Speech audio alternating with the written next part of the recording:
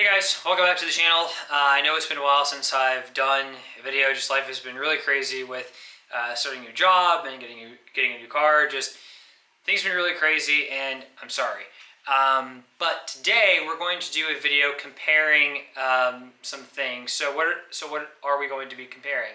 We're going to be comparing tried and true trusted Crossfire to its little brother, the TBS Tracer. Yes, I do have a TBS Tracer module. I have put it inside of one of my tiny trainers, and we are going to look at some footage that I just got through shooting, comparing these two modules here. So, before I show you the footage, let's first briefly talk about TBS Tracer.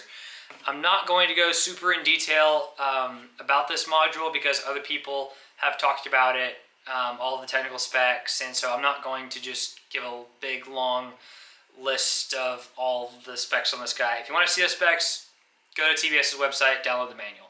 But basically, all you need to know is that TBS Tracer is a 2.4 gigahertz control link that has a 250 hertz refresh rate. So all that means is it's going to have a lower latency than Crossfire, which Crossfire was already really fast. Crossfire topped out at about 150 hertz. This is 250, so this is 100 hertz more with this. So what does that mean? Basically, with this guy, you get 3 milliseconds of latency all the time, whereas Crossfire can go anywhere, I think, from maybe like 7 to 9 milliseconds up to maybe like 14 or 16. Again, I don't have the specifications, but basically, in theory, this is going to feel better on the sticks than this will, because this is running a lower latency than this. Because if you run lower latency, what that means is that it takes less time for the your stick inputs to get to the quad and have the quad change direction. So now that I've kind of explained what TBS Tracer is and what it can do and what it offers, let's talk about the test between these two. I have two tiny trainers here. They are identical except for the VTX and antenna and receiver. Other than that, everything else is exactly the same. This is running TBS Crossfire, and this is running TBS Tracer. It's using just this one stock Immortal T antenna right here. The Tracer receivers is a diversity receiver, but just on these little micro quads, there's just no real feasible way to mount two Immortal T's unless I were to like hack apart the cover on here, and I just wasn't willing to do that. But I didn't have any fail safes in the parking garage. So anyway, two identical quads. So I had another pilot with me, Mr. Anthony Wall, who helped me out with this video. Thank you, Anthony, for giving me a hand just while we were flying. And basically, so I had my Fat Sharks on. So I was under the goggles just looking at static, and what Anthony would do is he would take my jumper, plug in whatever module he wanted, then plug in the quad associated with that module, hand me the controller, I would take off, fly it, and then I would, when I would come in and land, he would take the module out, replace it with another one, and then I would fly the quad linked to that module again, and at the same time, I'm trying to guess which of, like, could I tell the difference between Tracer and Crossfire just by stick feel alone without actually seeing the actual physical module itself. So that is the test. Let's go look and see how it actually turned out. We're good? Yeah. Okay. Let's see. Goggles are fogging up a little bit, but whatever.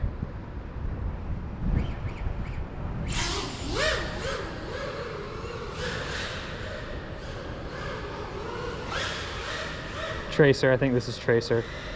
Feels more responsive. And I'm able to go faster with it. I think this is the Tracer quad. Whoa.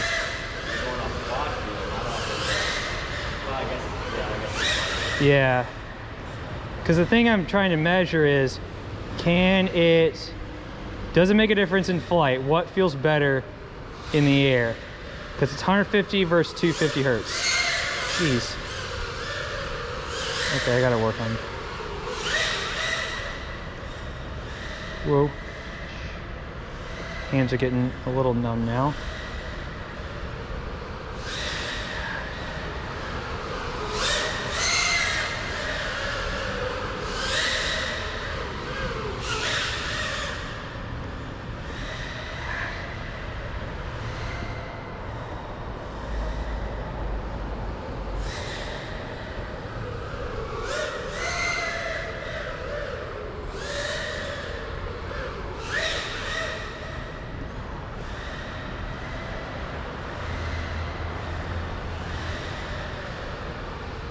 Whoa.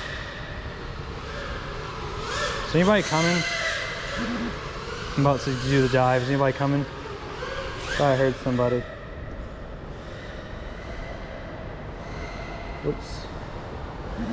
Come on. It's getting harder to fly. My hands are getting cold.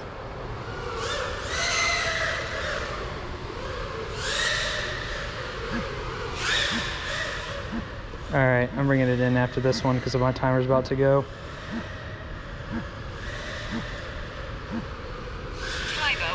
Alright. Okay, so yeah, so I'm gonna set it down. Not gonna touch anything.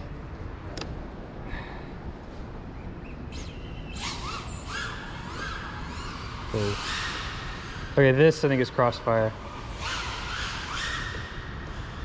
Yeah, this is Crossfire. It's more sluggish. And it feels similar to like what I was flying. Why is it? Whoa. Or wait, or not. Hold on. No, shut up. Whoa. No. Was it going pretty fast? No, maybe. I don't know.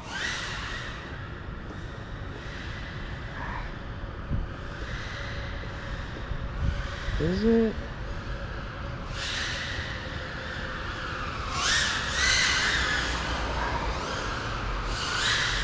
I don't know. It might just be my hands. No, wait, maybe, dang, I don't know. I don't know.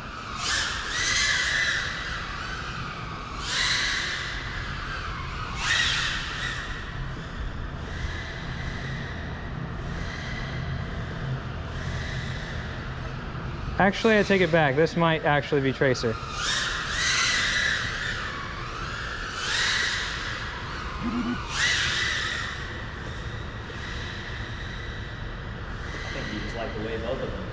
Man, that could very well be it. Whoa. I feel like I'm able to take that better with this quad. Okay, whoa. Actually, okay, you know what? I want to change it. I think this is Tracer because it just feels more connected, more fluid, and it's just responding to my inputs a bit better. This, geez, I don't know. This feels really good. I think this is better. All right, let's see. Which one is it? Which one is it? Is it Tracer? Is it Tracer? Yeah, it is Tracer. Okay, so the second one was Tracer. You were wrong the whole time. I was wrong. And then at the end, you're like, wait a second. Yep. Okay, I was wrong. But I'm wondering if on a warmer day, maybe it would have been a bit more accurate. Because I will admit, my hands are pretty cold and they do feel pretty stiff on the sticks. But that one, I feel like I was going a little bit faster. Transition, but then once you got a little more locked in. Yeah. So I wasn't able to feel the difference initially during the blind test between Tracer and Crossfire, and I think the main reason why that was just because it was so freaking cold. But as I continued to fly the two, this did feel better than this did. And one of the things that Anthony brought with him that I didn't know that he was going to bring is he brought a lap timer system. And I got on TBS Tracer, my fastest lap that I set was a 14.82. And on this guy, I think it was like a 15.91. I will throw times up on the screen. So I did some number crunching, and on average, so like on my best lap, or on my best battery running TBS Tracer, I got I was on a 7-lap pace. My fastest lap time was a 14.82, and on average, my average lap time was about 15.74 seconds. Whereas on Crossfire, running again nearly identical setup, except for VTX, antenna, and obviously receiver. And I got my fastest lap time on a 6-lap pace was a 15.91, and those laps averaged out to 17.26, which that's about a 1.5 seconds difference between Crossfire and Tracer. And just to kind of show you what that looks like, I'm gonna run both DVRs side by side now, and I'm just gonna talk while those are running. And just kind of while I'm talking, or you can just mute me, just pay attention to kind of how unsynced the videos get over time, because the Tracer one is going to you're going to see it's going to be a little bit further ahead than the Crossfire video, and just you'll see what I'm talking about. Just watch. Anyway, moving on while that's running. Let's talk about kind of what each of these applications are used for, like who are these for, and why should you buy either or neither or both. So first of all, let's talk about ease of use. To get Tracer working, all I had to do was wire up a receiver, plug this into my jumper T16, and it just worked. Didn't have to download any new firmware, or worked with the Crossfire Shot firmware that was already on there. It just worked. If you want to get something like Emergency Ghost that offers kind of a similar thing to what Tracer does, just kind of with a long range component kind of added to it, you have to download a bunch of different firmwares. The Ghost protocol isn't even implemented yet. I think right now, if you want to do the super fast latency, you have to run I think it's like SLX or SRX2 or something like that. I don't know the exact name, but it takes a lot more work to get Ghost running as opposed to this. If you are a race pilot who already runs Crossfire, just switch with Ghost. I think this will serve you pretty well. I think Crossfire is already pretty well known. This uses the same CRSF protocol that this does, or that Crossfire does. So basically, if you're running, Falco X, which is what I'm running on both my tiny trainers, it works with that. If you're running Betaflight, it's going to work with that. If you're running KISS, it's going to work with that. So yeah, ease of use for both of these, for this guy, A+, really solid. If you are like I said, if you're a racer, switch to this. If you are a freestyle pilot who just flies around like trees in parks, and you want the best feeling quality you can possibly get, or something that will help you feel like just more connected to your drone, and maybe you want to do like some more like proximity flying, I think Ghost is a good pick for you. This also supports telemetry at 250 hertz, which that's something that Ghost doesn't do. Ghost actually, you can't use telemetry at 222 hertz. That's another advantage that Tracer has over Ghost or whatever. If you are a long-range pilot and you like to fly, a mile out and dive down mountains, stick with Crossfire. If you are a freestyle pilot who flies around a lot of concrete and a lot of bandos, and you're worried about fail-safing, just stick with Crossfire. So yeah, that pretty much sums it up, kind of who these two are for. If you're just starting out, then just ask yourself what kind of flying you want to do. If you think you're going to do a bunch of racing and freestyle in parks, go with Tracer. If you want the most reliable control link imaginable, then go with Crossfire. Unless you live in Europe and the 868 band over there is pretty small, then just go with Tracer. You won't be disappointed. One last thing I want to touch on here really quick is kind of I hear people talking all the time about how this doesn't use LoRa like the Emergency Ghost system does. And this is just my speculation, but I think the reason why is that TBS looked at what Ghost is doing and trying to give people a 2.4 gigahertz link that does 1, good long range, and 2, low latency. And I think TBS is like, okay, we've already got a long range system in the form of Crossfire. A lot of people still use it and it works really well. So why do we need our 2.4 link to go long range when we already have a good long range system? I think that's the simple reason why. And if you don't want to constantly be changing out modules, just buy the TBS Tango that already has Crossfire built into it. With I think the newer ones these days, they'll either go up to 500 watts, or no, I'm sorry, no, 500 milliwatts. I think the new ones that come with the V3 board that lets you do that. I don't know that. Don't quote me on that.